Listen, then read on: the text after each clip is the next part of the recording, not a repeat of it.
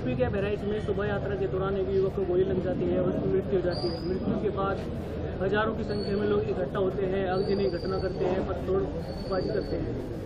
इस घटना पर आप क्या कहेंगे? देखो, यूपी में जिस तरह से लगातार कानून व्यवस्था दम तोड़ चुकी है, ध्वस्त हो चुकी है, ये फिर से जो है उसी का एक उदाहरण पेश हो रहा है। लगातार कमजोर वर्गों के लोगों पर हिंसाएं हो रही है। 4 दलित समाज के लोगों की हत्या हुई, जिसमें 2 छोटी बच्चियां थी। फिर लखनऊ में, प्रदेश की राजधानी में, एक दलित समाज के नौजवान की, अमन सोनकर की, पुलिस द्वारा हत्या कर दी गई। और अब बहराइच की घटना, मुझे जिस व्यक्ति की जान गई है उसके लिए मुझे मेरी संवेदना उसके परिवार के लिए, और जिसने ऐसा किया उस पर सख्त कार्रवाई हो। लेकिन हम इस बात को भी इग्नोर नहीं कर सकते कि जिस तरह से जानबूझ के, इस तरह से गाजियाबाद के जरिए या किसी और जगह से, जिस तरह से एक समुदाय को उकसाने का, भड़काने का, सड़कों पर लाने का प्रयास किया जा रहा है, और लगभग इस बार तो जो है वो सफल भी हो गए हैं कि हिंसा जो है जिस तरह की होती दिखाई दे रही है। मैं इसका कड़े शब्दों में जो है इसका विरोध और निंदा करता हूं। लेकिन मैं मुख्यमंत्री जी से पूछना चाहता हूं कि ये कैसी सरकार है जिसमें कानून व्यवस्था पटरी पर नहीं आ पा रही।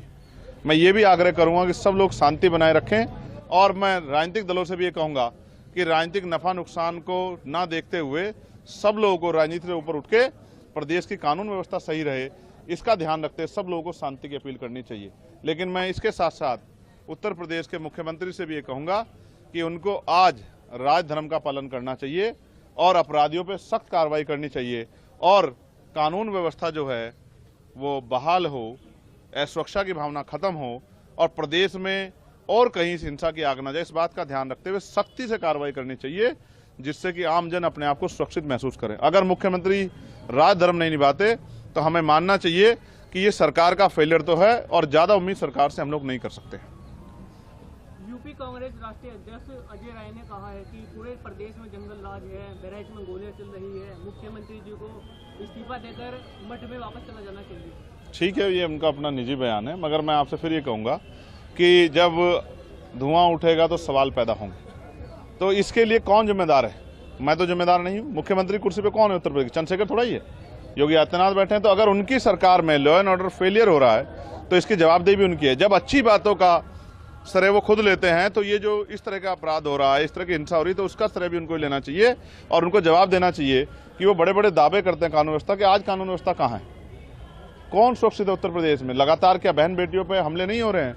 लगातार क्या तमाम तरह से दलितों पे, मुसलमानों पे, पिछड़ों पे जुल्म नहीं हो रहे हैं?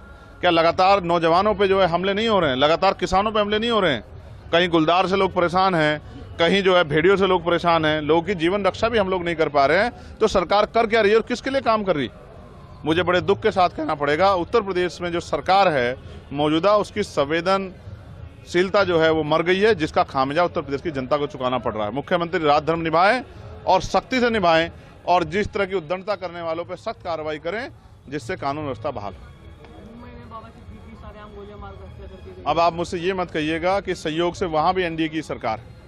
ये डबल इंजन की सरकार, ट्रिपल इंजन की सरकार लोगों की रक्षा नहीं कर पा रही, ना आम आदमी की, ना किसानों की, ना नौजवानों की, और ना व्यापारियों की, ना नेताओं की।